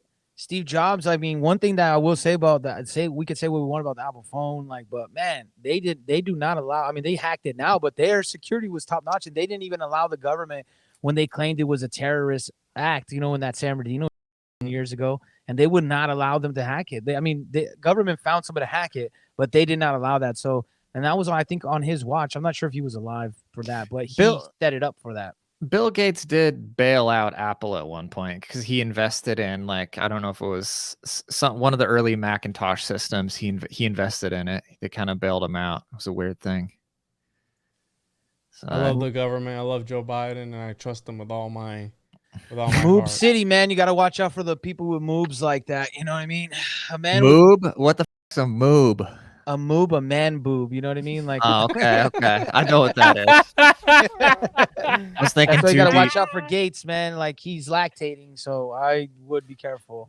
When you said moob, I swear Rodney was looking like, is that something that a Oh, is that a homunculus new- has? Yeah. Yeah, I Wait, started A, thinking. mo- that, a moob. I should have said a moob is when a homunculus and a Nephilim procreate. Yeah, tell me more. You got any books, bro? He's like taking down a moob, Yeah. an alchemical moob. An alchemical. Okay. Is that Moobies. MOOO or M? Yeah. Yeah, just spell that for me, bro. Got some nice moobies on you, Sean. That's why, bro. That's why the spirits like you, bro. They're like, Oh, they like me "Damn, because I'm God's favorite, man. I'm telling you. look man. at Everybody those hates me, tits." hates on me. They're like, man. They're like, we gotta attack this guy. Yeah, they be in the shower just smacking Sean's moobs, bro. Just like pop, pop, pop. I got them. They're running away now. You just gotta put hands on them, bro. You gotta like let them know, fight back, man. Once they know that you ain't scared, these entities and stuff, they run real quick, man. Dude, Right I on. got into an argument 2 days ago with this something about chest feeding or whatever, and and this guy. Okay, I'm gonna read you a comment that he sent me. He says, "Imagine claiming." Well, no, he sent it to somebody else, but it was my thread. Right, somebody's wife who works at a hospital said how they need to start using the term bonus hole and chest feeding. Right. So the guy said, my wife, her hospital. So that's when he says, it just kind of makes sense out of it. He says, LOL, imagine claiming your wife has a hospital, which is just a complete deflection of the actual argument, them wanting to split hairs, and then claiming that breasts are something only women have and that men cannot make breast milk. Men have breasts and men can lactate. I'm going to take a wild guess that you're not very bright. That's right. Got some leaky. Was that a man moobies. or a woman or a they or a them or? It's this guy. See, like when it's my yeah. god, yeah. Yeah. Oh yeah. What's he got Nice. like a There little? we He got like a little Miyagi. Rule Looks like number one: looks like Don't- Miyagi mixed with Bobby Lee. don't read the comments. Bro, I was crying. I was crying when he said so smug. I'm gonna take a wild guess. You're not very bright. Like, dude, I don't think a child could live off that's gonna come out of a man tit. I'm sorry. Yeah. Yeah, go for it, man. Let's see how that works. I'm not a fucking nutritionist, but I can guarantee you the shit that's come out of my nipple cannot sustain life. Yeah. I promise. Oh man. I am not the brightest bull, but I promise you that my nipples will not sustain life, guy.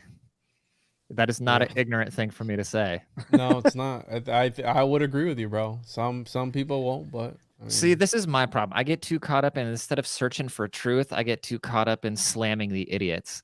Where you guys are Fun. smart, you go, well, I'm going to go over here and I'm going to seek some knowledge. I'm digging down here with the dumbest of the dumb and telling them Oh, why I they're got some dumb. troll accounts. Oh, no, I got plenty of troll accounts. Oh yeah, you're talking to the right guy though with Sean, man. He's got like 50 troll accounts, man. troll He the- changes the names out. yeah. He's been in an ongoing battle with Talib Kweli for like 8 I've been in a years. battle with Talib Kweli, dude. Yeah, but he doesn't know. But he hates it with me because I have an account that he doesn't. I change the name all the time, and I have nobody's connected that I know at all. There's just a bunch of random followers, so he can't attack me. He's all, your account's private, coward. And I was like, it's not private. I just have no posts, idiot. Like, and then I started telling him, because he'll be like, see alert on. I'll be like, phobe alert, and I'll be like, and he's like, you're not. And I was like, are you cis-splaining me right now, bro? Like, he gets all mad, bro. It's fun, man. Every now and then you got to cheer yourself up, you know? here's the thing, dude. When it comes to those people, and I know I'm already clumping them up, those people, but You should. when it comes to people, when it comes to individuals, when it comes to human beings, I don't think it's our job to wake them up to anything. I think that they should have a coming to, and they should awaken themselves. And when you get too lost in the sauce, when somebody who's already been indoctrinated, I think not that you're wasting your time, but how I always tell people, I'm not here to convince you that this is all real. I'm here just to present and talk about interesting stuff. And if you want to believe me, you can believe me. If not, then, I just think it's funny. you Oh, know? yeah. I just think it's funny to get somebody that's so off. I mean, it's funny because they would say the opposite. Like if you get a regular normie, evening cable news watching person, if they were watching this podcast right now, they'd be like, these motherfuckers are off the deep end. Yeah. Yeah. But you could say the same thing, and it's the same thing vice versa. So for me, getting these people going who are calling me like shallow thinking and consuming misinformation and oh, you can't think for yourself, because they'll see some news clip coming out of the tube, and then if you don't say exactly what aligns with that, they think you can't think for or you're uneducated. You know what I mean? And I find that the whole concept to just be hilarious, because you're talking about NPCs. It's like, I know everything that you're going to say. These people, I know everything that they're going to say, versus when I talk to you guys off of your own little deep end over here, at least I'm learning something. At least it's like, okay, this isn't predictable. This isn't, you know what I mean? Where with these people, it's just like, I know exactly where you're coming from. I've been there when I was like 12. I understand where the coming from, and it's hilarious. But the difference, I would say, is that we're more just like having a discussion and being like, hey, we're open to all thoughts. Everything's accepted in this round. You know what I mean? Whatever we're talking, we're not like, you were like, hey, man, you think it's all right if I say, we're like, yeah. Well, I'm not gay for pay, but yeah we're pretty open-minded, you know? Yeah, and that is the big difference. No, honestly, that's between that's why everything and they're gets so forced politicized. ideology. Everything gets so politicized now, and I guarantee you, if we really got into the weeds, we all had completely different political opinions, but we're all open-minded to talk about life itself and concepts and like that. And I think that's just kind of how the world is divided at this point, and it gets mispainted as a political thing. It's you're either open-minded and actually tolerant. Like that word tolerance is almost a dirty word now. It's like everybody, as long as people look different and all think the same, they call that tolerance and diversity, versus actually having diverse thought and having, you know, varying opinions and actual different backgrounds of people who think differently. And that's what I like about the spaces that I can fall into, like you guys, when come chop it up with you guys. Because even though we all have way different backgrounds and probably believe different political stances, we'll sit here and actually be open-minded and chop it up. And I don't see that with a lot of, you know, people way on the left, for instance. I don't know how else to categorize them, which is kind of hypocritical that I said we're politicizing stuff. But I would say way left and way right, man. Like, I think that when you go into this like no man's land of like everything, I'm all in, I'm rooted, no matter what it is, whether it's politics, QAnon, flat earth, homunculus, Nephilim. See, if you bring a new idea to one that he has not heard of yet, he may not agree with you right away about the homunculus, because he's like, man, I've been looking to this. But the more he look, it's gonna hit him every day. He's gonna be like, was he right though, man? And he's gonna keep looking and have that because his mind's open enough. Same thing with like Joel with Nephilim. Yeah, he's not gonna believe me. We and him have like back and forth. And sometimes he'll be like, oh, maybe right. You don't know, but it's the core of what you're coming from. But you're able to be wrong, and you're able to let your idea grow. The problem with most people, left or right, doesn't matter what sphere they're on, is that they're not willing to grow. They want to be rooted and be like, this is how it is. Don't change it. They don't go, don't change it. Like, they get mad. Yeah, that goes back like the very first thing you were talking about, Sean, about people don't want to change their mind. That's like the thing we started off on. But I'm just kind of curious. So Juan and Joel, as far as, are you guys, would you say you're equally versed on each homunculus and Nephilim, and you still come to the same conclusion? Or do you think you know more about your respective corner, I guess? Another person just doesn't know as much as you do about either or. Does that question make sense? Yeah, I would say that Joel knows a lot more about Nephilim than me. Yeah. And I mean, I would probably say about the homunculus, I know more about the homunculus than Joel does. No, he's saying like, do you think that you know more about the homunculus than Joel knows about the Nephilim? No. I guess no. I mean, because you guys have a fundamental disagreement. Is it fair to call it that? No, I don't think so. I think that we he's just more versed into the homunculus realm than I am, and I'm more versed in the Nephilim realm than him. And generally, more often than not, he and I agree with a lot of stuff. But it'll be more of a, if we're talking about a like an occult situation, where he'll take that same concept and immediately he's going to start working it into this homunculus realm. Whereas if I heard the same concept, I'm already working it into this Nephilim realm. Yeah. But we always find a lot of times that they just intertwine, where I'm like, oh man, I never really thought about it that way, because he's thinking about it from a whole different perspective than I am. And we tend to cross paths more often than not, because we're playing in Cross the same streams. sandbox, like I said earlier. Yeah. So what's Same end goal, but just different paths. So what's stopping you guys from diving deeper into each one? The opposite.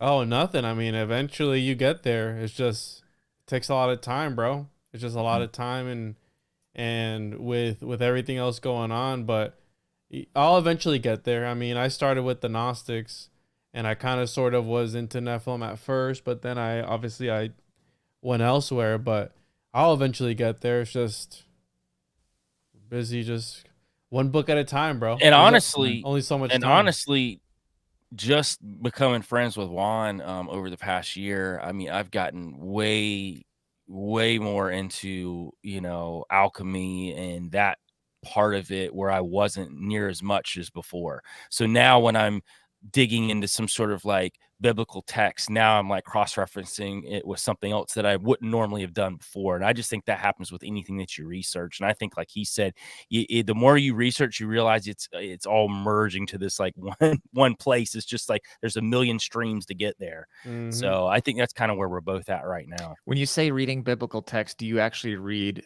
the Bible itself, like the actual? Yes. Okay. Yeah, I do. I actually have so my dad is a preacher, so he actually just sent me some books. Well, actually biblical. I wouldn't say you're reading books. the Bible, Joe. I'd say you're reading source material, which is even a step further, from the regular layman stuff. So like the regular Bible. Yeah, I get into the Hebrew. Yeah, I actually go back all the way. Material. Yeah. Yeah, so I would say that, the King James is like the first English really, publicized English version that we have now. There's a ton of different translations, but the original text, especially in the Old Testament, was Hebrew. That's where you're going to get your real meanings for a lot of these words. And like I said, my dad just sent me some Hebrew, like really thick versions of that.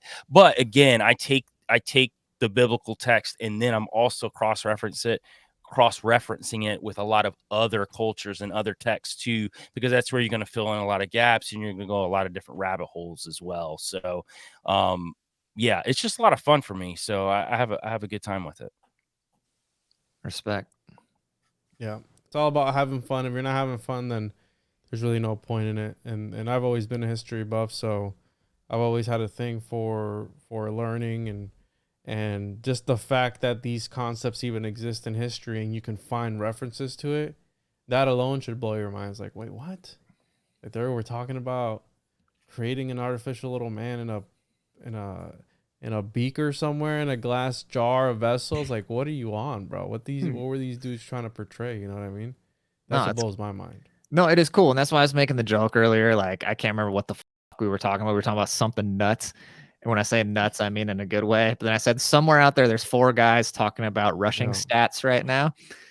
And I'm so bored with, like, if I turn on the TV, I'm just so bored. And if I get on normie internet, I'm so bored. If I like the average book, okay, what might I need? More fucking life advice about believing in yourself, or a stock market book, or it's just like, ugh, like, where's the good? And so that's why talking to you guys has been kind of a revamp for me. It's been inspirational. That's why I'm asking you. That's why I'm being a big dork and asking for like books and shit like that, because my brain needs to chew on. And so that's why it's cool, having homies like you guys that are already deeper into this shit and kind of point you in a direction of, giving your mind something to chew on that's not rushing stats. Yeah, I got you, bro. Exactly. Some videos. Yeah, and I'll send you videos. I'll send you some books too, and get you like going for sure. Because there's a lot of really interesting stuff. We talk about lizard people. I mean, there's so many different avenues to go when you're talking about reptilians, man. That's a whole other rabbit hole to go down too. So I could definitely send you some stuff when it gets to those guys. It's like being a kid again, dude. It's like when you're a kid and you're reading stories, you know what I mean? But then you get into adult adulthood, and it's like, all right, I need something that's not absolute bullshit, that kind of ties in with reality and that makes sense, that might give me some sort of an inkling explanation for what the hell we're doing here. Yeah. What the hell's going on around me? Yeah, I think that's what we're looking for too. And the more and more I look, I'll be honest, it's the unpopular opinion, but at the end of that tunnel, the only thing is God, having some sort of, because that's where you're going to get your purpose from. And it's like, it's really dumb to say, it's like, oh, it's not cool. But trust me, the more and more I look, it always goes back to, it's like, yo, you need Jesus, bro. Yeah. And maybe not Jesus, maybe Krishna, Vishnu, whoever you want, but you need some sort of guidance. And you need God in your life. And I think that's the more important part of it, because some people will wander and not have purpose, And when I was a teen, I remember when I was a, child, going to church with the fam, yada, yada, think, okay, invisible sky, man, all the book is what it is.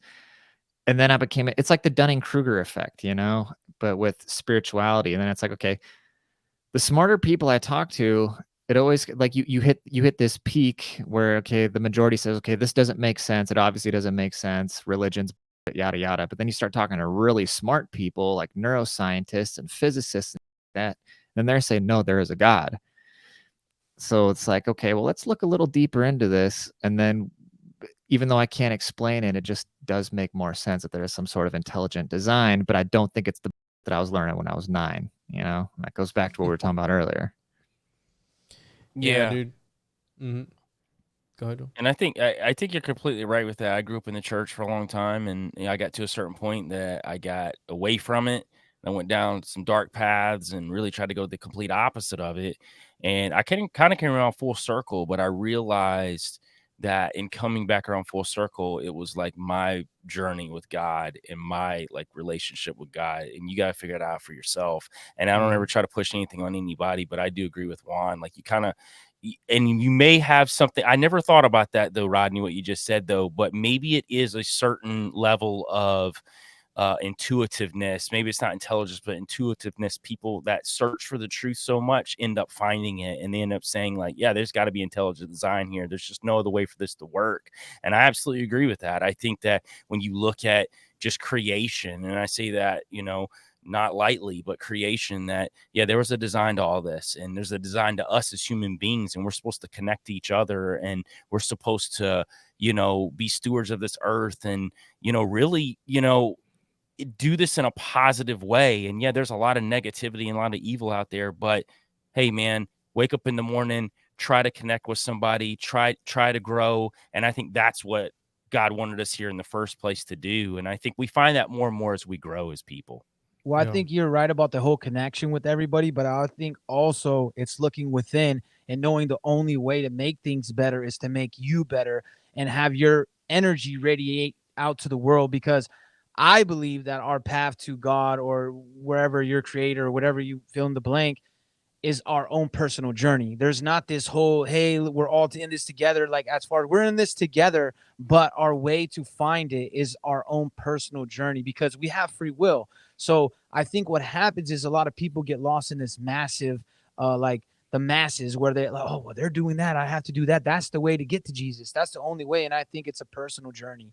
I think us growing and becoming better people and learning how to decipher, how to be happy, how to control emotions, how to actually live life to its fullest, that's the path. And I think everybody's is going to be completely different. Remember, guys, open minds, open cheeks. I think it was Enoch. Was it Enoch that said, Book of the Giants, Enoch. Gotta have them cheeks loose. Yeah. Loosen thy cheeks. Loosen thy cheeks. Yeah. No. I think you can't take yourself too seriously. That's another thing you have to have. You have to be loose, and maybe not loose cheeks, but just have fun, right? Because a lot of this stuff gets dark, and when you focus on that, it can be overwhelming. So, yeah. Anything else, boys? We're closing in here on the 2-hour mark. Damn, it flew by. Wanna throw in any little extra sprinkles on top, cherry on top, guys? Yeah, follow me on Instagram. Check out my podcast, Dangerous Misinformation. Pew, pew, pew. Awesome. And read Rodney's book. Oh, yeah, I forgot about that. Principles. Thank you, Joel. Which I have read, and it is a great book. I hear you work on another book, is what I heard through the grapevine, that there might be one in the works. Yeah, it's one of those things where I'm writing like 4 different things at the same time, and I'm having a hard time. Sore subject. It's kind of it's one of those things I'm working out where the plan was to have like 4 volumes. Like I had the covers all designed. I had the concepts for each one because it was just supposed to be one giant ass book. But I figured with the ADD generation, it's like, okay, instead of releasing 500 pages, I'm going to release 4 different 120 pages just to kind of keep things, more bite size. But I get distracted with other and I don't know if that's still the plan, but it is being written. I don't have a release date, but I appreciate you shouting that out. Thank you.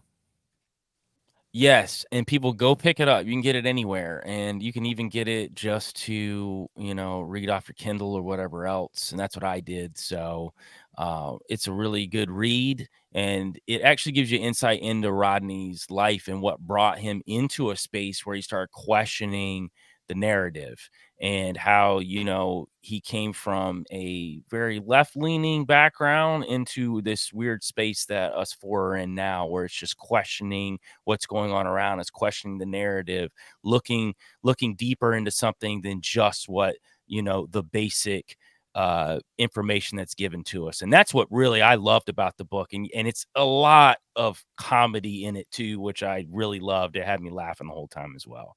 Means a lot, man. Just, like the respect I have for you is just I said it earlier, just as a, smart and dude. So it means a lot for you to say that. So thank you.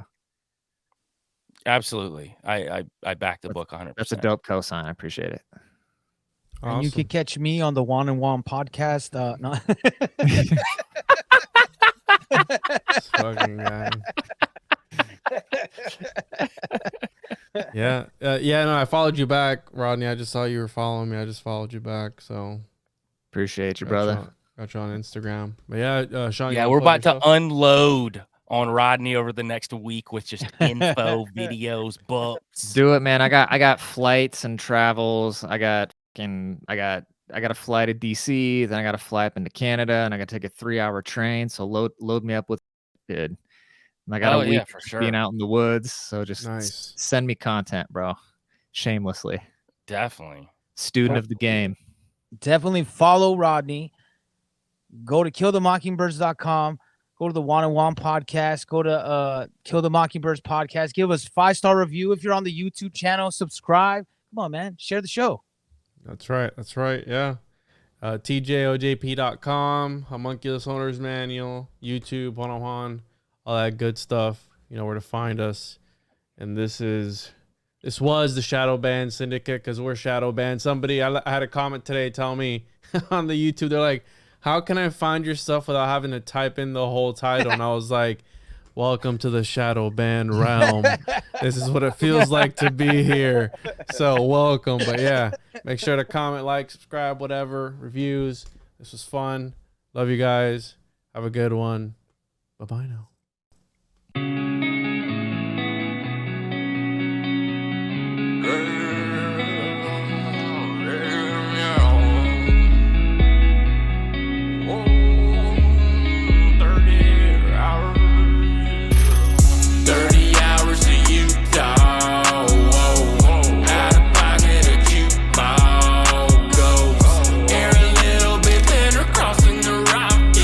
Sounds in my head, luring me and got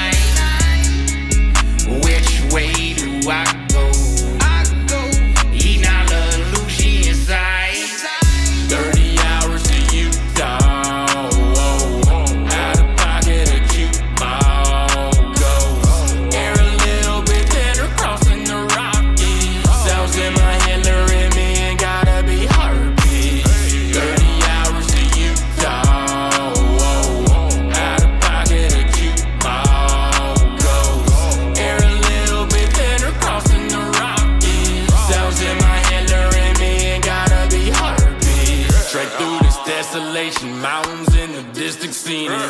Trouble seems to follow me